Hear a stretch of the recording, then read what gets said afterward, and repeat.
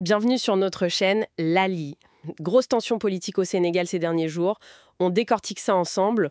Ça chauffe pas mal, hein. Entre le président et le Premier ministre, un journaliste arrêté, les anciens qui bougent, et même la diplomatie qui s'en mêle sur des questions de société. Ok, on décortique ça pour comprendre ce qui se joue vraiment derrière l'actu des 11 et 12 juillet. Oui, c'est une période assez dense, on peut dire. Beaucoup de fronts ouverts en même temps. Exactement.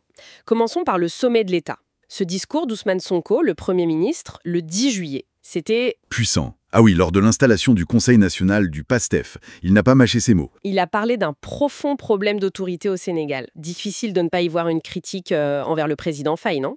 C'est l'interprétation la plus évidente, oui. Surtout quand il ajoute derrière. Je ne démissionnerai pas.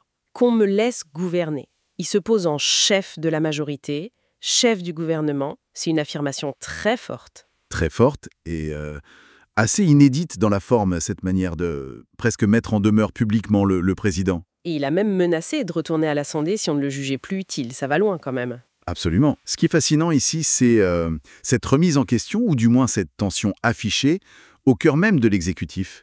Normalement, ça se règle en interne, ce genre de choses. Donc on peut se demander si c'est juste une affirmation politique pour marquer son territoire ou si c'est le début d'une vraie crise. C'est toute la question. Est-ce que le tandem Faye-Sonko, qui semblait si soudé, est en train de se fissurer? Ou est-ce une clarification des rôles un peu brutale? L'équilibre présidence primature, c'est toujours délicat au Sénégal, mais là, c'est exposé. Et cette tension, on dirait qu'elle a des effets quasi immédiats sur les médias, par exemple. L'affaire Badara Gadiaga. Oui, le chroniqueur de TFM, une affaire qui a pris une autre dimension très vite. C'est ça, arrêté le 9 juillet pour propos contraires aux bonnes mœurs. Bon. Mais le 12 juillet, hop, de nouvelles charges, beaucoup plus lourdes. Oui, diffusion de fausses nouvelles et offense à une personne qui exerce une partie des prérogatives du chef de l'État.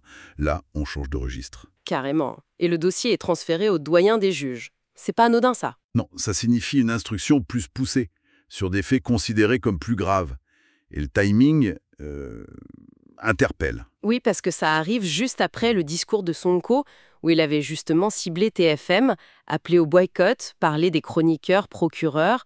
Le lien semble... difficile à ignorer, en tout cas. Ça soulève une question importante, évidemment, sur la liberté d'expression, la liberté de la presse face au pouvoir. Gadiaga a répondu « Nous ne serons pas les chroniqueurs du silence ». Ça montre bien la tension. C'est une réponse forte, oui. Cette affaire, c'est un peu un test pour le nouveau pouvoir sur sa relation avec les médias critiques. Passer de propos sur les mœurs à une offense présumée au chef de l'État, c'est une escalade rapide. Pendant ce temps-là, l'arène politique, elle n'est pas inactive, loin de là.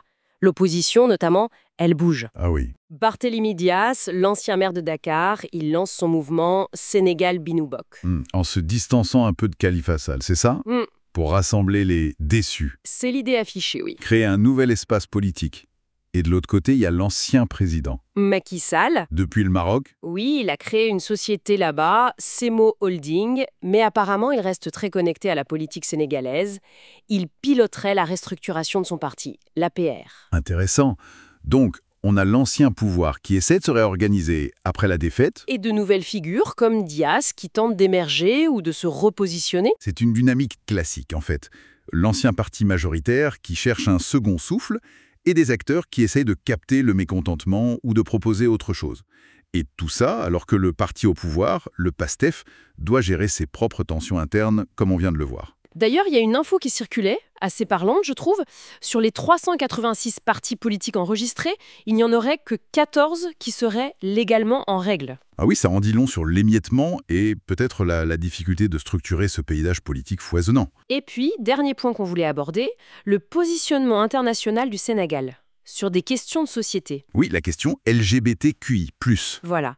Le ministère des Affaires étrangères a sorti un communiqué le 11 juillet, assez ferme. Pour rappeler aux diplomates et aux ONG de respecter les lois et valeurs sénégalaises. C'était une réaction à un projet d'événement, une projection de film, je crois, organisée par l'ambassade des Pays-Bas et le Haut Commissariat de l'ONU aux droits de l'homme. Oui. Sur le fond, la position sénégalaise est connue, elle est plutôt conservatrice sur ces sujets et assez largement partagée dans la société. Mais ce qui est notable ici, c'est la fermeté du ton et le fait de le dire publiquement dans un communiqué officiel visant la communauté diplomatique. Ça marque une volonté d'affirmer une ligne claire, hein. Exactement.